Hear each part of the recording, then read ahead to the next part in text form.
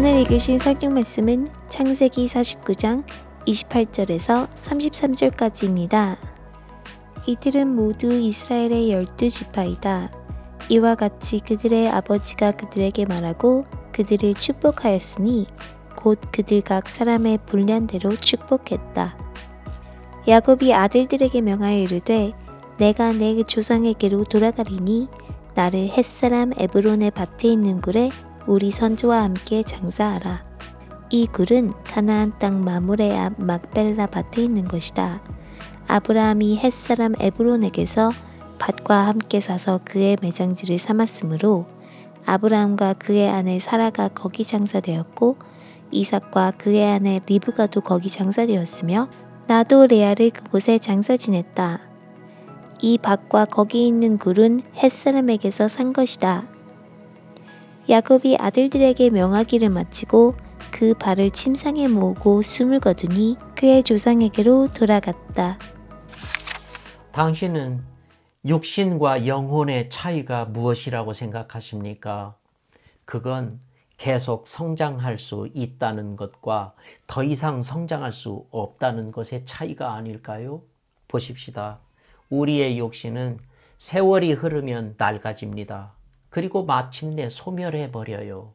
그러나 우리의 영혼은 어떻게 가꾸느냐에 따라서 세월이 흐를수록 더욱 성장하고 새로워지고 빛이 날 수 있거든요. 전부터 알고 지내는 어떤 집사님이 이런 말씀을 했습니다. 목사님, 나는 나이가 들면 들수록 더 멋있는 사람으로 변화할 거예요.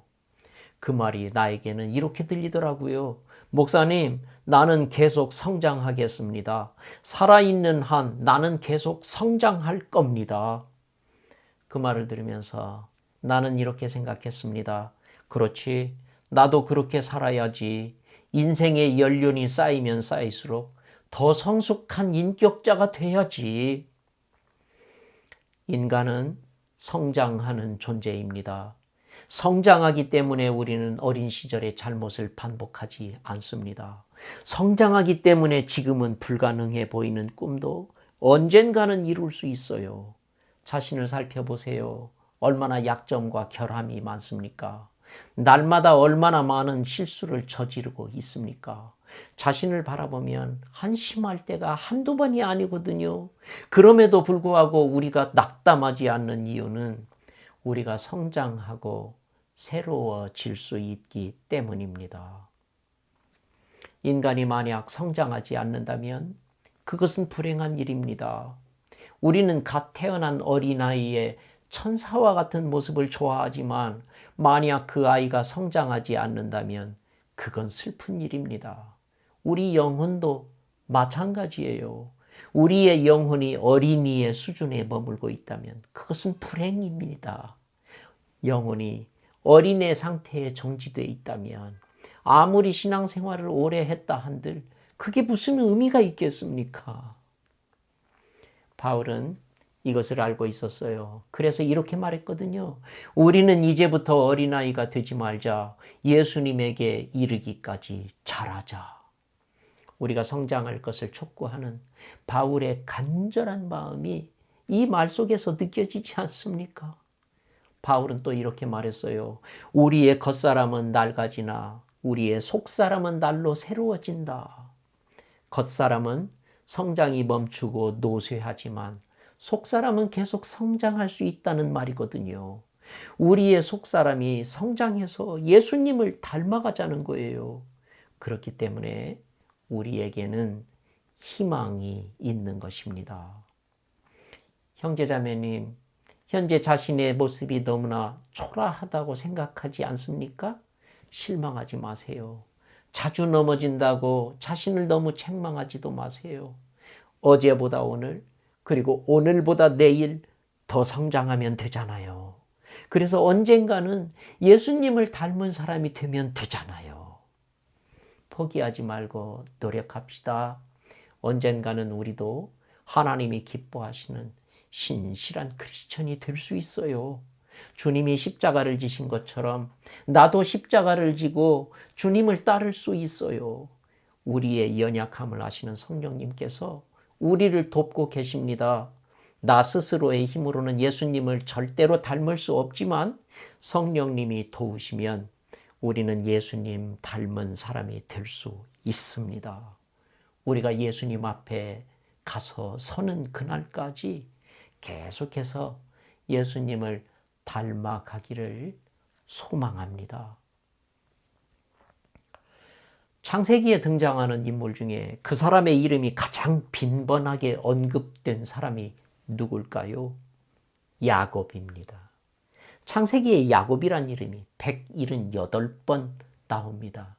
구약 전체에서도 다윗 다음으로 많이 나오는 사람의 이름이 야곱이에요. 성경은 왜 이렇게 야곱을 많이 언급하고 있을까요? 그건 그만큼 우리가 눈여겨보아야 할 사람이 야곱이란 말 아니겠습니까? 야곱은 논란의 대상이 되고 있는 사람입니다. 어떤 사람은 야곱을 긍정적으로 평가하는가 하면 어떤 사람은 야곱을 부정적으로 평가하기도 합니다. 그만큼 야곱은 양면을 가지고 있는 사람이라는 뜻이겠지요. 어쨌든 우리가 야곱에게서 놓쳐서는 안 되는 점이 하나 있습니다. 그것은 초년의 야곱과 말년의 야곱의 모습이 너무나 다르다는 거예요. 우리는 야곱이 변화되기 전의 모습과 변화된 후의 모습을 모두 볼 수 있어야 돼요. 그래야 우리는 야곱을 정확히 평가할 수 있거든요. 야곱은 평생 씨름하는 삶을 살았어요. 어려서는 형과 씨름했습니다. 고향을 떠나서는 외삼촌 라반과 씨름했어요. 야복강가에서는 하나님과도 씨름을 했어요. 그런 과정 속에서 야곱은 자신이 집착하고 있던 것들을 하나씩 내려놓았습니다. 그리고 모든 것을 다 내려놓았을 때 그는 완전히 다른 사람이 되었어요. 그러면 변화된 후에 야곱은 어떤 사람이 되었을까요? 나는 성경에 기록된 야곱의 말년의 삶에서 발견한 것이 하나 있습니다. 그건 야곱이 축복하는 사람이 되었다는 거예요. 한번 보실까요? 창세기 47장에 보면 야곱이 이집트에 도착한 후에 이집트 왕을 만난 이야기가 나옵니다. 그때 야곱이 왕을 축복했다는 말이 2번 기록되어 있어요. 또 창세기 48장에서는 야곱이 요셉과 요셉의 아들들을 불러다 놓고 축복을 한 이야기가 나옵니다. 그리고 창세기 49장에서는 마지막으로 죽기 전에 야곱은 12아들들을 불러다가 한 사람 이름을 부르면서 그들을 축복했어요. 그리고 그 축복을 마치고 난 뒤에 야곱은 숨을 거두었습니다. 야곱은 자기가 원하는 것을 차지하기 위해서라면 수단과 방법을 가리지 않는 사람이었어요.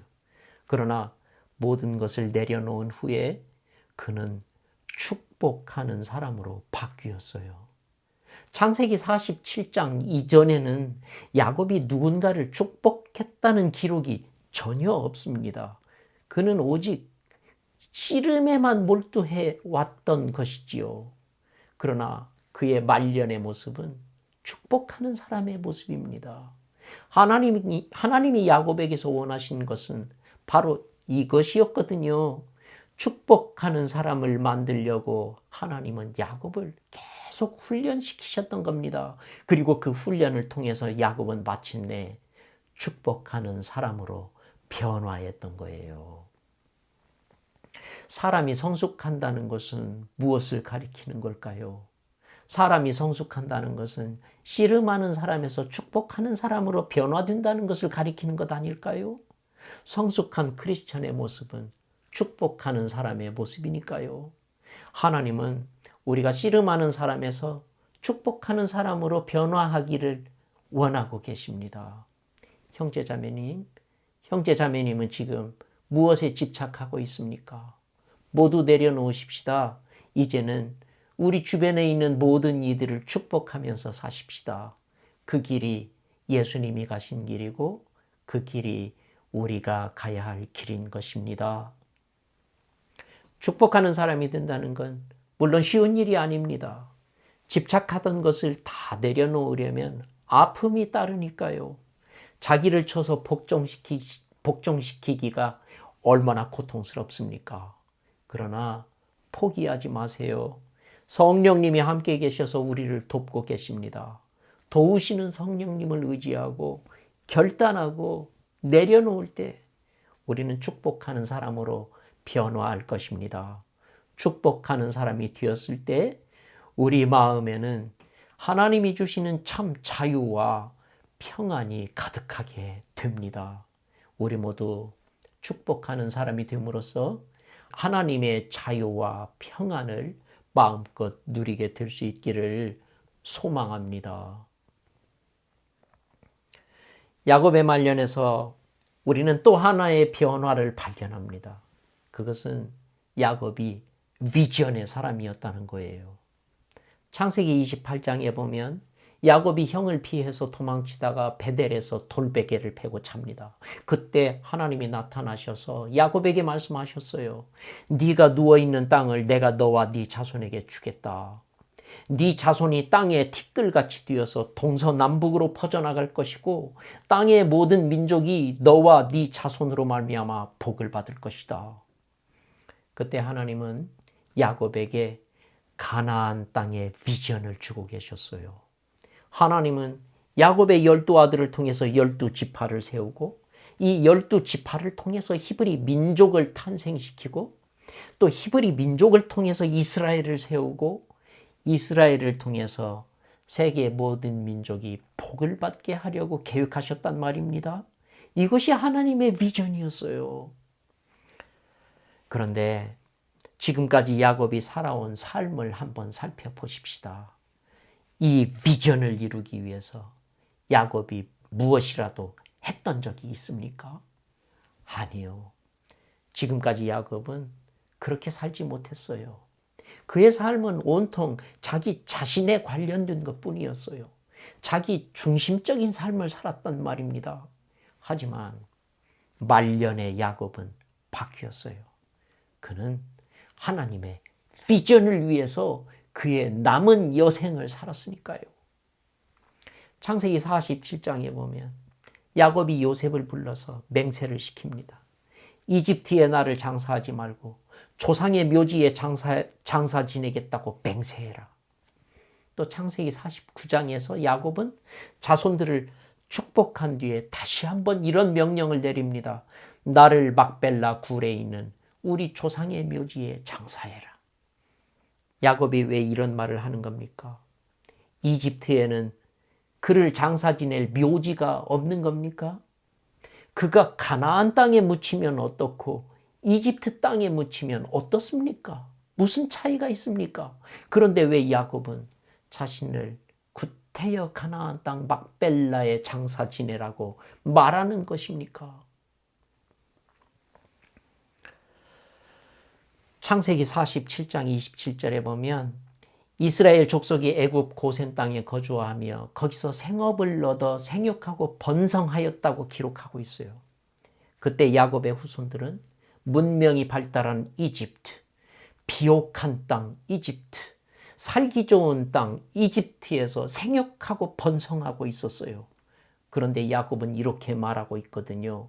나는 죽지만 하나님이 너희와 함께 계시고 너희를 인도해서 너희 조상의 땅으로 돌아가게 하실 것이다. 이상하지 않습니까? 야곱의 후손들은 이집트에서 지금 만족스럽게 살고 있습니다. 그러면 그들이 영원히 이집트에서 살면 안 됩니까?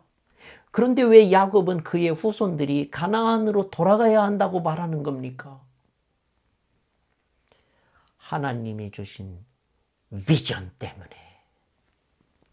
그들은 가나안으로 돌아가서 하나님이 세우시는 나라를 세워야 하는 겁니다. 그 나라를 통해서 땅 위의 모든 민족이 복을 받게 해야 하는 거예요. 야곱은 그의 후손들이 이 일을 해야 한다는 것을 알고 있었어요. 또 그의 후손들이 이 비전을 잊어버리면 안 된다는 것도 알고 있었어요.